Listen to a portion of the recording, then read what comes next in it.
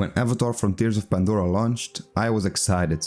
A massive open world game set in the lush alien world of Pandora. Sign me up.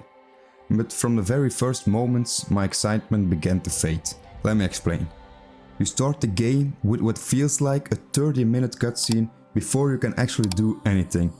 And look, I get it. They're trying to set up the story and immerse you in the world. But this opening drags so much that I almost quit before I even got to the gameplay. When you finally do gain control, the game throws you in a series of basic tutorial and fetch quests. Craft this, collect that, kill these enemies. It's all so formulaic.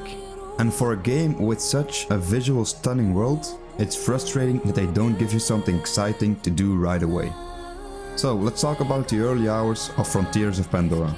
The gameplay here is fine, but it's not interesting. Most of your time is spent collecting resources, crafting upgrades and doing basic missions. It all feels like busy work. Combat isn't much better in the beginning. You've got a bow and some basic tools, but encounters are repetitive and the enemies aren't exactly challenging. Stealth, which is a big part of other Ubisoft games like Assassin's Creed, feels half-baked here. The AI isn't very smart and you don't have enough tools to make sneaking around feel rewarding. In a game like Assassin's Creed, stealth feels strategic and satisfying. In Frontiers of Pandora, it works, but it doesn't elevate the experience. And the missions, they are as generic as it gets. Go here, collect this, or clear out this area. It's the kind of stuff we've seen in 100 other open world games. But here it feels especially uninspired. But despite the slow start, there's one thing that kept me going. The world of Pandora.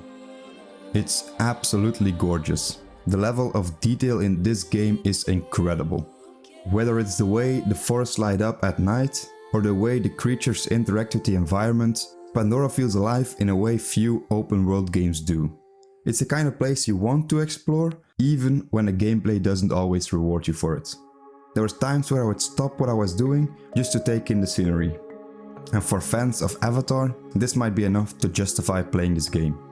Then, just when I was starting to lose hope, the game gave me an Ikran. This is when Frontiers of Pandora finally starts to shine.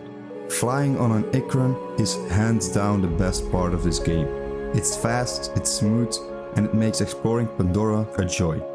The first time you leap off a cliff and your Ikran catches you mid-air, it's an unforgettable moment. And it's not just about exploration, the Ikran adds a whole new dimension to combat. You can launch surprise attacks from the air, scout out enemy locations, or just enjoy the freedom of flight. It's the kind of experience that makes you wonder why it wasn't introduced earlier. With the Ikran, even the Outpost, a stable of Ubisoft games, became more fun.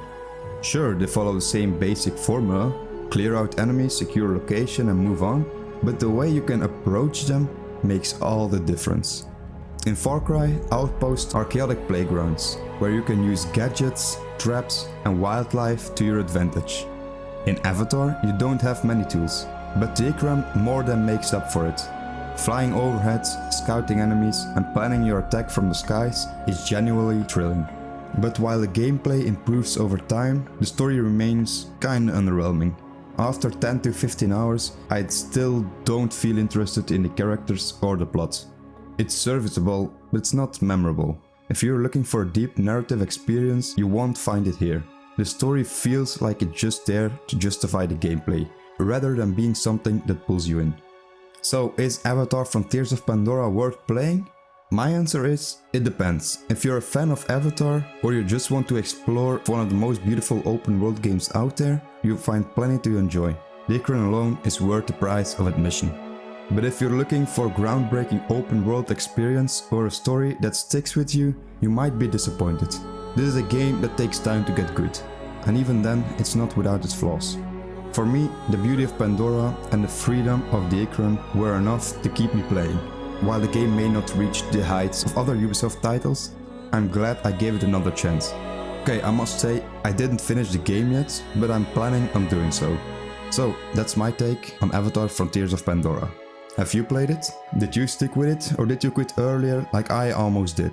Let me know in the comments below, and if you enjoyed this video, don't forget to leave a like, subscribe and hit the bell notification for more content. Thank you all for watching, and I'll see you in the next one. Bye everyone.